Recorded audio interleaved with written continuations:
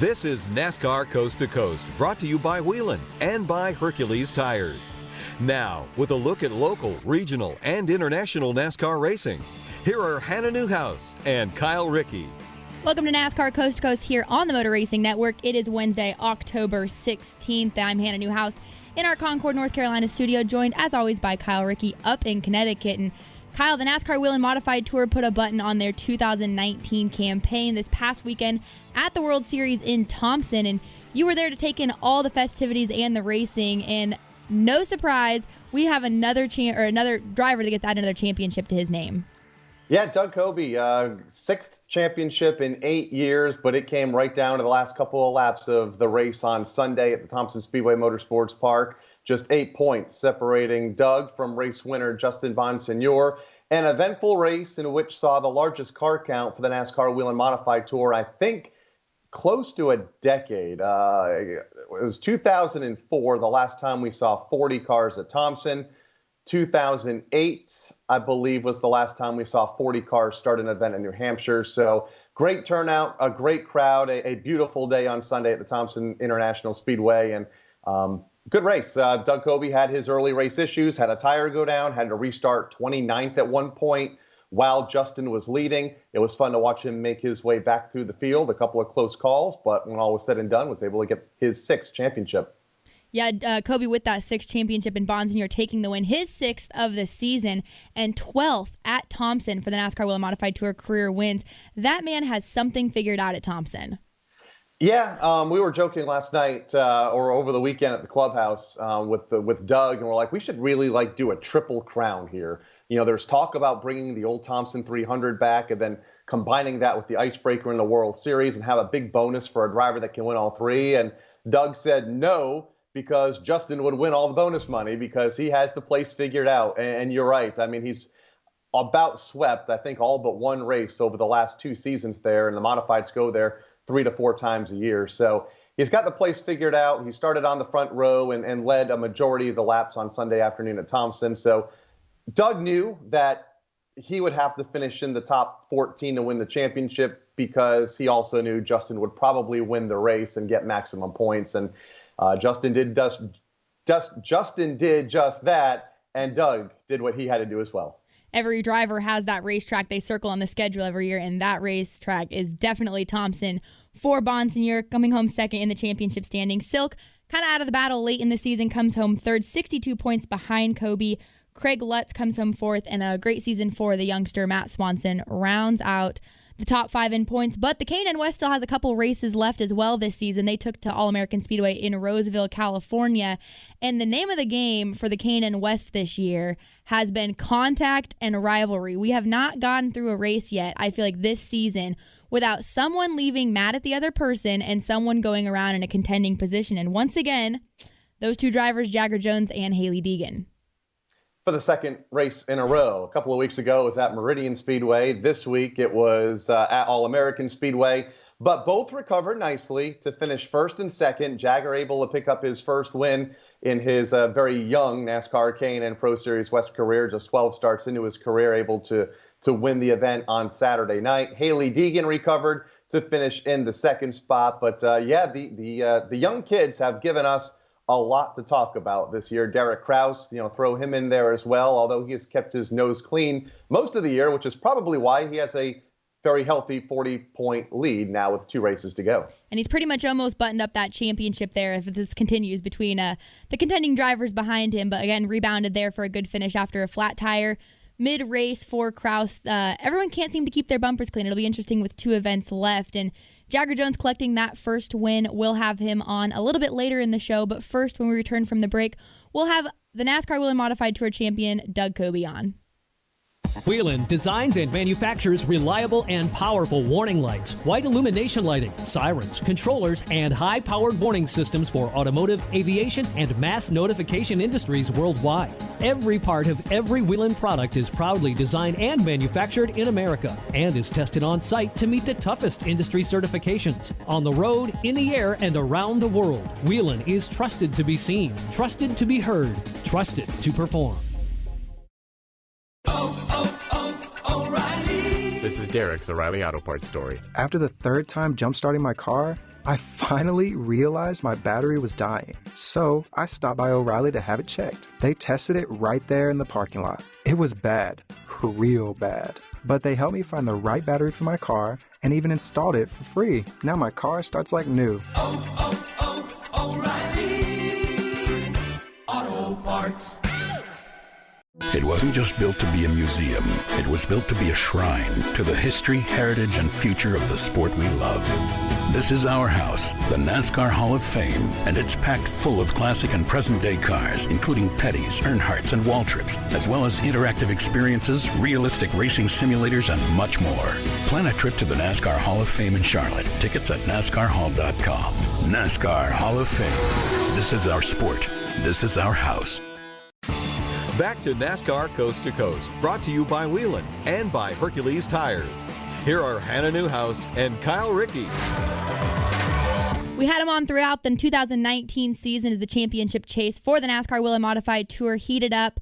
But the season is now in the books, and Doug Coby joins us on the guest line following his 6th championship title. Doug, first off, thanks for coming on NASCAR Coast to Coast, and congratulations on finally sealing the deal and collecting that 6th championship title.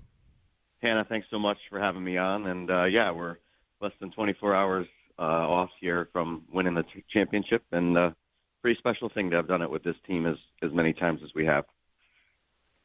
Let's talk about the race on Sunday afternoon, Doug. The largest field we have seen in a long time, 40 cars taking green flag. You had to finish in the top 14 to seal the deal. However, it was an eventful 150 laps for you, especially early in the event with a tire that went down. Believe you restarted at one point in 29th. Was there any concerns at that point in the race, knowing that Justin was out front leading the way?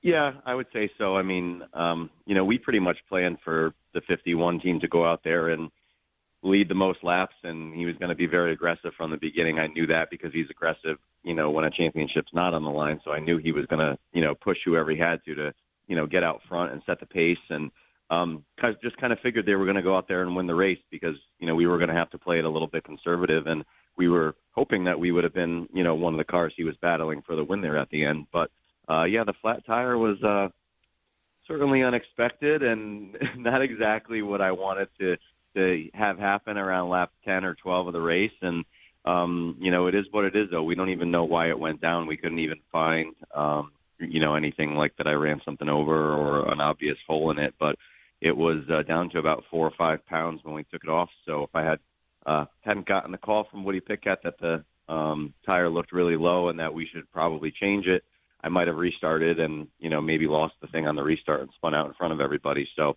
you kind of have to look at the positive spin on everything, the fact that we found it under caution, that we didn't get wrecked. Then it's just kind of try to come up through the field the best you can. But, like you said, 40 cars and restarting 29th, it's just a lot of chaos that far back in the field when there's that many cars with really kind of fresh tires, because it was early in the race.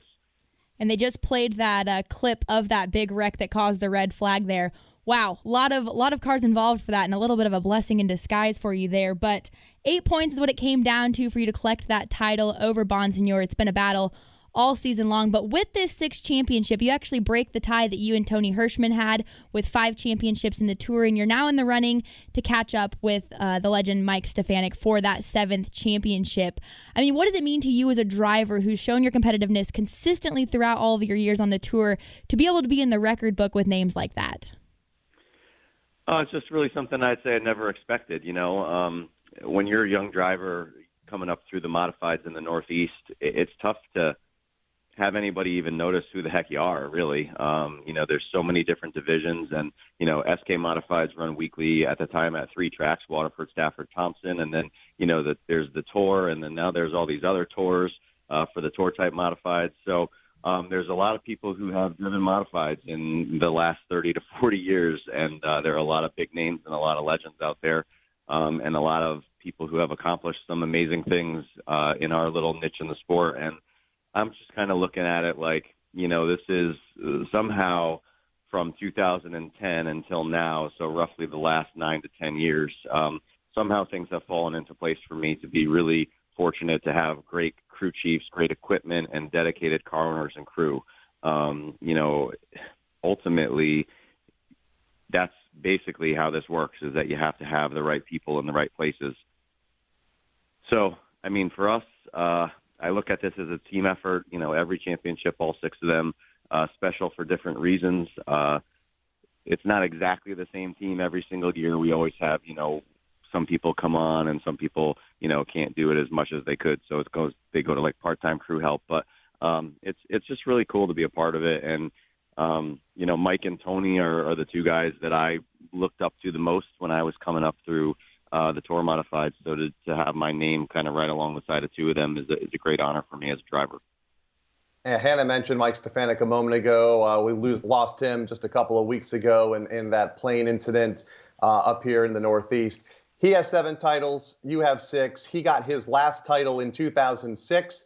The first year you got your first win on the NASCAR Whelen Modified Tour at the Stafford Springs Sizzler. What was the relationship like with you two as he was kind of beginning to inch his way off of full-time competitive modified racing and you were coming in? Mike and I had a great relationship, as good as you can have, when you're a young, 24, 25, 26-year-old guy trying to, just make your name and you haven't really accomplished anything yet. And, he was always one of the guys that would make note of it when we would have conversations about, the good runs I would have, sporadically. When I was part-time on the tour from 2007 to kind of 2010, that's kind of like when that stuff really mattered, was having guys like Mike Stefanik giving me, in a sense, pep talks to, help me find my path and figure out what's going to work for me and find some good teams and try to do a good job. And, I'm trying to think about it. Mike and I never really had too many run-ins on the racetrack. I remember him being really pissed off on me, I think, one time, and I don't even think it might not have even been a tour race, but, he was, it was weird because even when he was mad at you, he was still, in a sense, coaching you for, the right way that I should have done something, and that's kind of where my respect for Mike grew, because I knew of Mike as a kid when he would come to my quarter midget banquets and hand out trophies to all of us. And I would joke with him later as we became friends on the tour that he needs to remember that, he was doing that when I was 9-10 years old. And I just always ribbed him about it. And, our relationship was good. I think Mike had good relationships with most drivers, to be honest with you. I think most of us, truly respected him for what he was as an innovator and a car builder, and also a talent behind the wheel. And then even after he, somewhat retired, he said he wasn't going to have a big send-off where he was going to announce a retirement. But he always kind of said the last couple of years, he's not going to do this forever, and there's other things to do. And, it was kind of like passing the torch in a sense. And as soon as I won my first championship, he was right there to congratulate me and tell me how much I earned it. And, that stuff just, sits with you forever. So to be close to him, I know I'm only one number away, but that could be a long time, I've been very fortunate to win these 6 in the last 8 years, but this really could be it, and it might only end at 6. So I'm thankful for the 6 that I have, and would be truly appreciative if I ever could get a 7th and tie a legend like him. And you said it there, those 6 are awfully hard to get as is, but 6 is also an accomplishment, far beyond in itself. So looking at your career, what's next for you? Do you chase that 7th championship in 2020? What's left on your bucket list as, a modified driver? I feel like what's left is you just have to sweep all those Thompson races from Bonsignor. I did that once before, I did it in 2015.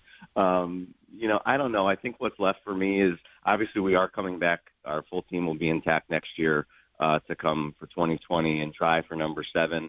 I haven't gotten any indications from anybody that, even beyond 2020 that we're in jeopardy of, slowing down or changing things. But of course, all sorts of things change in racing that we can't predict. But I don't know what's next, I'm kind of getting the itch to do some full-bodied stuff. I've been putting some feelers out to my team to see how interested they would be in adding a super late model to our stable just to go have some fun. Now you're speaking my language here.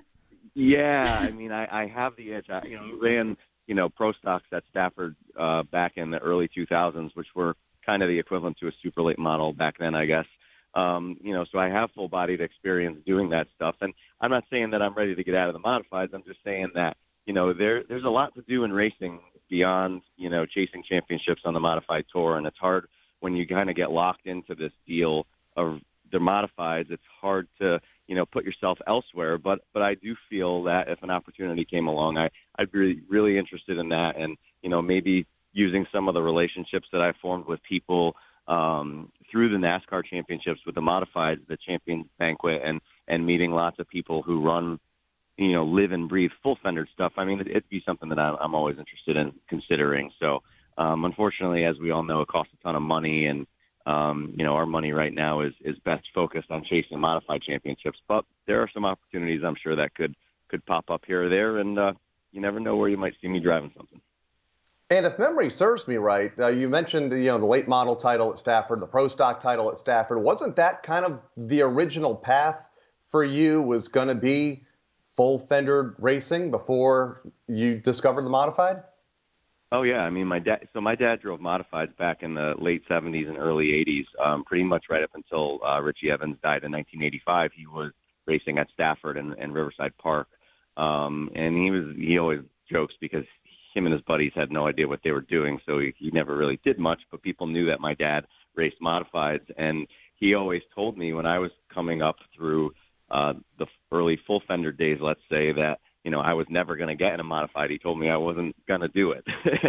and I said, okay, so what's the plan? So we had kind of concocted this plan to, after the pro stocks, get some experience there and maybe travel around a little bit, but ultimately to try to get into the Old Busch North Series, which, as we all know, was K&N East, and now will be the ARCA Menards East Series. But that was supposed to be the path. And just so happens, though, that when you're in the Northeast and you're running at Stafford weekly, ultimately the opportunities in the Northeast are really in the open wheel modified. So had some opportunities to do that, and then all of a sudden here I am now, almost 20 years later now from my first modified start, running the tour full time. So it didn't work out the plan, but sometimes you can't plan. Your plan isn't always the best plan.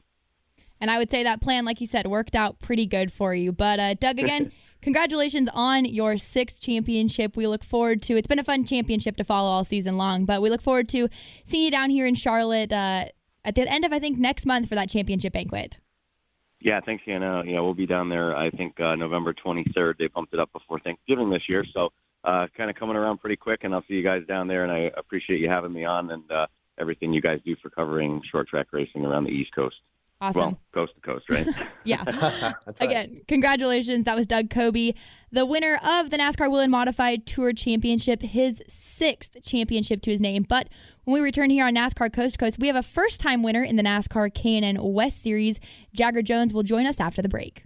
Whelen designs and manufactures reliable and powerful warning lights, white illumination lighting, sirens, controllers, and high-powered warning systems for automotive, aviation, and mass notification industries worldwide. Every part of every Whelen product is proudly designed and manufactured in America and is tested on site to meet the toughest industry certifications. On the road, in the air, and around the world, Whelen is trusted to be seen, trusted to be heard, trusted to perform. O'Reilly. This is Sarah's O'Reilly Auto Parts story. Driving cross-country with 2 young children is ambitious, to say the least. Then our check engine light came on. We pulled into O'Reilly Auto Parts, and they tested it. Turned out it was a faulty sensor. They referred us to a great mechanic just down the street, and we were back on the road in no time. O'Reilly Auto Parts. Here's your chance to win a set of your very own Hercules tires. Go to HerculesTires.com/MRN. Simply register, and each month we'll give away 1 set of tires. Hercules Tires has the value, selection, and industry-leading mileage coverage to get you wherever you need to go, no matter where the road takes you. Register now for your chance to win a set of Hercules tires at HerculesTires.com/MRN. Hercules Tires. Ride on our street. Back to NASCAR Coast to Coast, brought to you by Whelen and by Hercules Tires. Here are Hannah Newhouse and Kyle Rickey. The NASCAR K&N West Series was at All-American Speedway in Roseville, California over the past weekend, where once again a first-time winner was produced at the end of the checkered flag. Jagger Jones joins us on the guest line, who collected that win this past weekend. Jagger, thanks for coming on NASCAR Coast to Coast, and congratulations on that win this past weekend. It's got to feel like a little bit of redemption after almost sealing the deal in your debut. Yeah, well, first off, thanks for having me back at the show. And, like you said, definitely maybe a little bit of a redemption from earlier this year where we were so close to victory, and to finally get it done in Roseville. It felt great this weekend to be where I thought we deserved a couple of times this year, and to just get my team a win and to get the trophy, the victory lane celebration. It was a pretty cool weekend for me. You've been close a couple of times this year, not only at the dirt track at Las Vegas to open up the season, but you also led the most laps a couple of weeks back at Meridian, racing for the lead when there was contact between you and Haley. Is the realization of the win now that it has set in, was it as sweet as you had imagined it in these first 11 starts before the win? Yes, for sure. I think being so close so many times, too, made it even more special than maybe just going out and winning my first one in Vegas, because just how much effort and how much work we put as a team we've put into getting to victory lane all season. And, it felt super special, especially late dominating the second half of the race, and then being able to hold off Haley and the McAnally cars that were charging hard from the rear of the field at their home track. That was pretty cool to go there and steal a win from them. And that being said, you and Haley Deegan have had a lot of contact on the racetrack, specifically the last two races. And I know there was some conversation post-race about how you guys have been driving each other and ultimately how we expect to see the last two races play out. What was that conversation like with Deegan? Because there's been no lack of action between you two in the last couple races. Yeah, she wasn't very happy, and I understand that after getting taken out so early in the race, but I just ran my line on the bottom, and she was fighting with Derek for the lead, and then came down to the bottom of the racetrack. So it was just really a racing incident. I understand she wasn't happy, but I was just focused on winning, and that's what I was focused on, winning the race in Roseville, and that's what I'm gonna go do the next two races. We had you in studio earlier this season, I believe just 3 or 4 races into the year, to talk about your early races here in the NASCAR K&N Pro Series West. How do you think you've grown as a driver in the 3 or 4 months since then, in adapting to these full-bodied K&N stock cars and racing just in NASCAR in general in a regional series?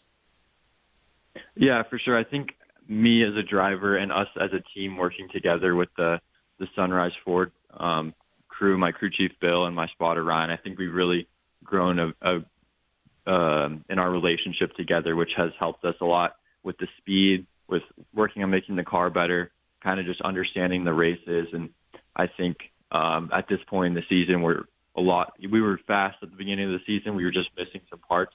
And I think now it's really starting to come together. And I think that's why these last two races, we've been able to lead a lot of laps, more than the whole season, and really been a car to win both these last two races. And that's why I'm really looking forward to the last two races of the season, and 2 races of the season in Kern, and then into my home track in Phoenix. So as a team, I think we've progressed. I think I've learned a lot on what I need in the car, how I need the car to be set up in practice, so that when I go into the race, I know that will be fast, and I know what to expect. The track changes, the tires go through over 150 laps, and I think that's something that was more of a guessing game at the beginning of the year for me, and now it's something I have in my mind where I'm thinking of that through practice, and I really can get the car set up how I want to be in contention for the wins at the end of the races. And we've seen those Sunrise Ford cars, really, like you said, you guys have had momentum all season, but you've hit on something at the tail end of the season, both you and your teammate, Trevor Huddleston. But as a third-generation racer, you've got some deep roots just in the racing industry as a whole in many different facets. And it was pretty cool to see following your win Cup racer Jimmy Johnson actually tweeted at you sharing his congratulations. How cool is it to see that support from someone who is ultimately at the top rank of NASCAR where you aspire to be one day?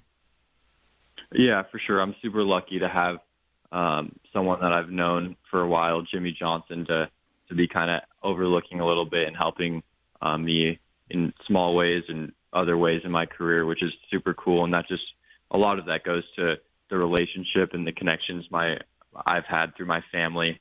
My dad obviously racing against Jimmy a lot in his NASCAR career, and also my grandpa too. He's been a huge help in my career because we all know racing is such a connection-based sport in a lot of ways.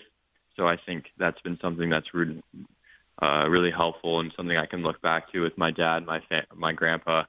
That is super cool to see, and I mean that's almost as cool as it gets, or who you would want to tweet you after winning a race, 7-time Cup Series champion. So I was super happy to see that.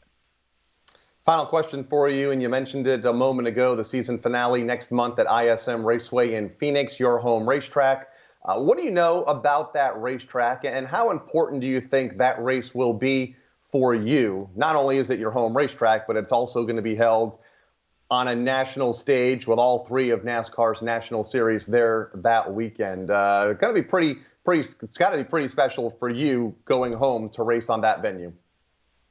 Yeah, for sure. I mean, growing up in Phoenix and going and watching the Cup races both in the spring and the fall, just about every year. And now it's whenever, the past couple of years, it was whenever I can make it with my racing schedule. And just 9-year-old me standing there watching the Cup races, I didn't think in 6 or 7 years I would be out racing there myself. So it was something I dreamed of, and it's something that's coming true to be able to race on a weekend, on a NASCAR Cup weekend in my hometown in Phoenix, and have a lot of friends and family there.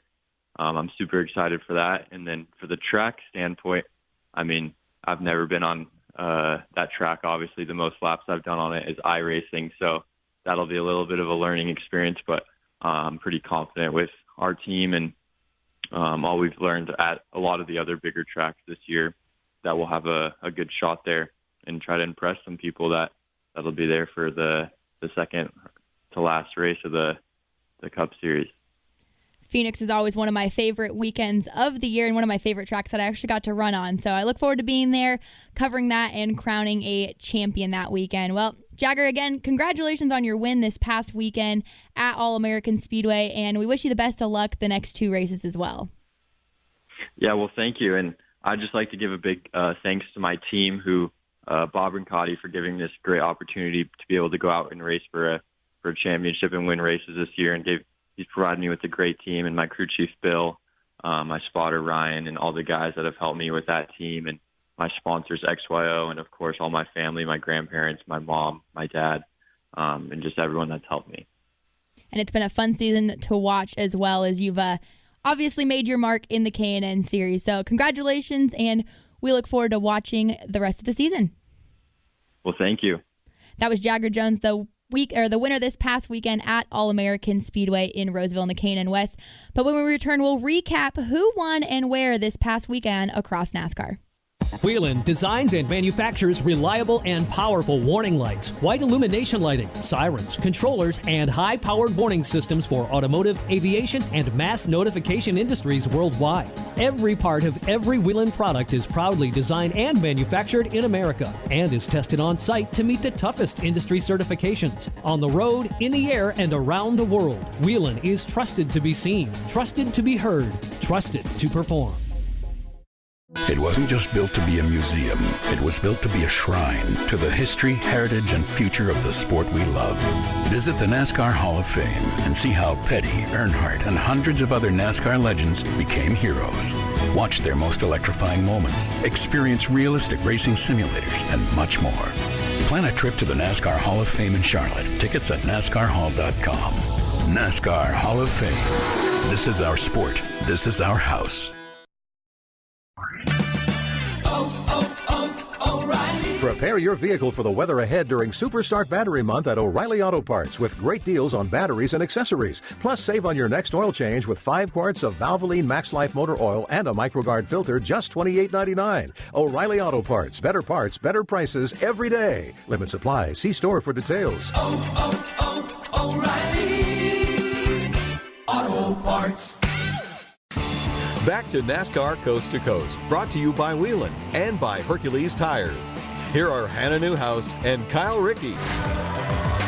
Some short track racing heated up across the country as tracks continue to wind down their seasons, but one of the tracks that always hosts the race that's looked forward to upon super late model racers in the West Coast, the Governor's Cup out at the Bullring at Las Vegas Motor Speedway. Preston Peltier came and collected that 150-lap win over Lenny White and Dylan Lupton coming home third. And also Dominion with one of their final races of the season. I believe they have one more for the season. They had their first-time winner race where in the first 75 laps, Alex Brock collected the win and John Goyne collected the 25-lap feature. That race only available to drivers who have not either won in the 2019 season or ever won a late model race in their career. So pretty cool race they put together, and congratulations to those guys. But Kyle, you were also at Thompson. A lot of features up there and some more racing as well. 20 features. It would take another show to recap it, but it was a great weekend. You know, weather kind of compressed the weekend on Saturday and Sunday. They ran until midnight, which was curfew on Saturday evening, and then had a lot more racing on Sunday. I want to congratulate Todd Owen, the winner of the Whelen Modified, the Division 1 division there at Thompson for the NASCAR Whelen All-American Series. Keith Rocco picked up yet another track title. Also, congratulations to Brian Narducci, who won the SK Light Modified race.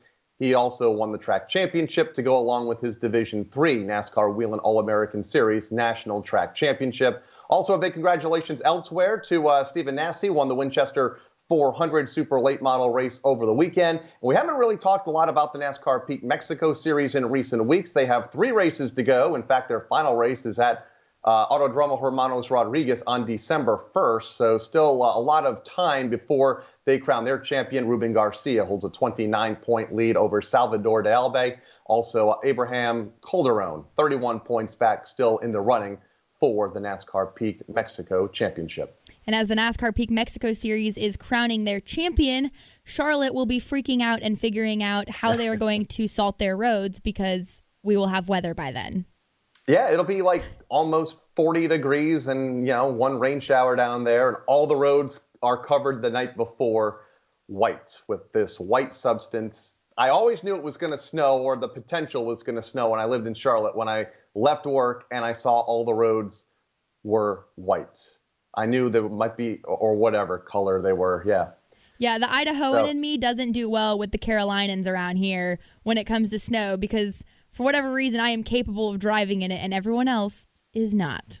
Well, and they don't get it a lot, so I give them credit. However, yeah, they mentioned snow on the news, right? And the road, and the roads are a ghost town the next day. It is fantastic. I wish they would have mentioned the word snow more on the news because, you know, you were the only one on the road if you were brave enough to brave the elements. Get your milk and bread.